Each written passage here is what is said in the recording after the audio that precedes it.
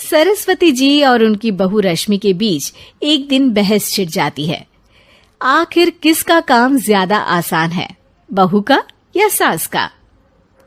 माँ जी, सास को काम ही क्या है, आपके सारे काम उंगलियों पे तो हो जाते हैं। कुछ भी। हाँ, हिसाब तो उंगलियों पे ही हो जाता है ना। अरे बेटा, ऐसा सिर्फ अभी लगता है।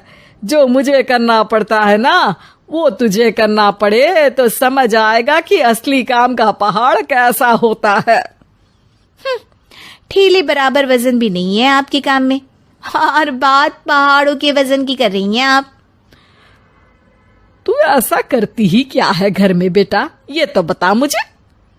मैं थोड़ी ना कुछ करती हूँ, सब जादू से हो रहा है इस घर में। अरे एक दिन मेरा काम करोगी तो समझ आएगा। Okay okay, shut up. कल से मैं घर के काम करूंगी और तू मेरी जगह हर चीज का हिसाब रखना, ठीक है? ठीक है, ये भी कर लेते हैं। ये सास बहू की डील के बारे में रश्मि के पति अमन को नहीं पता था और ना ही अमन के पिताजी सुरेश जी को। पर गेहूं के साथ साथ जैसे घुन भी पिस जाता है, ये दोनों भी पीसने वाले थे। सुबह अमन उठकर रेडी होता है ऑफिस जाने के लिए, तो पता है उसके कपड़े नहीं निकले हुए हैं। अरे रश्मि, तुमने मेरे कपड़े नहीं निकाले? अपनी माँ से पूछो ना, उन्हीं का काम है ये। अमन अपनी माँ के पास जाता है। अब मेरे कपड़े आज आप देने वाले हो क्या माँ? हाँ, देना तो मुझे ही चाहिए, पर तेरी बहू ने कपड़े धोने ही नहीं डाले, तो कोई भी धुला हुआ कपड़ा नहीं है बेटा। हैं? ऐसा क्यों? कपड़े तो धोने आप ही देते हो ना माँ? अरे बहू ने तुझे बताया नहीं, अब हम अदल बदल गए हैं।